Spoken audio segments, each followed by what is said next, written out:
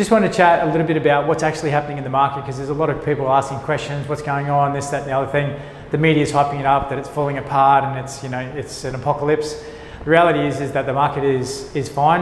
Yeah, sure, there's less houses coming to market and there's less properties turning over. But, just last week, the last couple of weeks, we've been doing a number of deals. There's still plenty of buyers that are wanting to buy property. There's still plenty of sellers that are wanting to sell property at the moment. So deals still will be done. And we just wanted to put some clarity around the fact that that's the reality of the situation at the moment. In terms of pricing, we're not seeing any real price changes at the moment. The last few contracts that we've done were around market or even slightly above.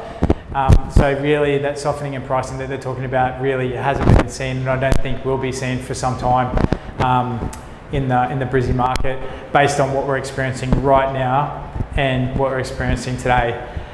Look, maybe next week, maybe 2 weeks' time, it could be a different story.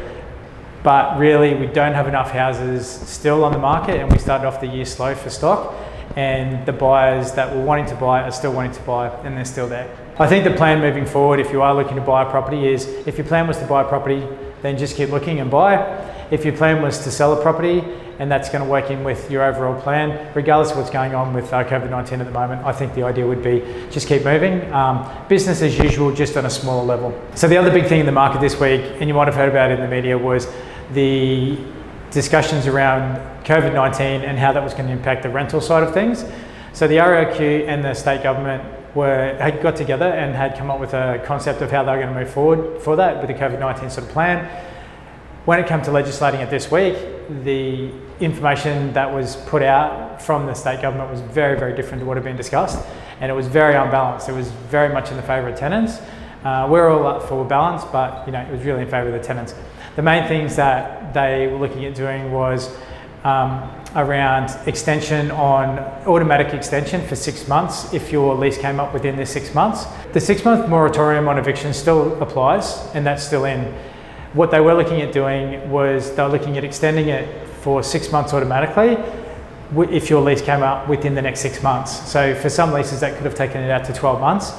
They've scrapped that, and they've just made it to a maximum extension time of the 30th of September, just to give people some security there. And obviously the eviction will only happen if you don't do the right thing, not if it's in relation to COVID-19. So that moratorium's still in place. The other one was in terms of having to substantiate or prove that you had hardship due to COVID-19. That actually said that you didn't have to give any indication. Then they've reversed that out and said, yes, now you do. So you have to prove that you have got into hardship based on the changes. The other one was inspections. They'd said, look, we don't want anyone inspecting if the tenant doesn't agree, which posed a heap of safety issues, routine issues, maintenance issues, selling issues. That was the proposal. Then they reversed it out and said, look, no, it's fine, provided that it's a necessary inspection. Then that would have to happen. Also, the tenants would have to participate in letting us through to do inspections, or to let us through to show properties if it was on the market, because it was going to disadvantage the sellers if they needed to sell in that time.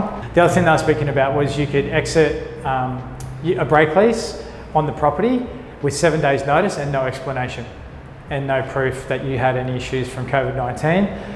They've actually changed that now, that you have to prove that you're in financial hardship from COVID-19. The other one that they'd spoken about doing was that if you did renegotiate the rent with a tenant, that moving forward you wouldn't be able to actually recoup that money as a landlord. So that would be a complete waiver and not a deferral of payment arrangements.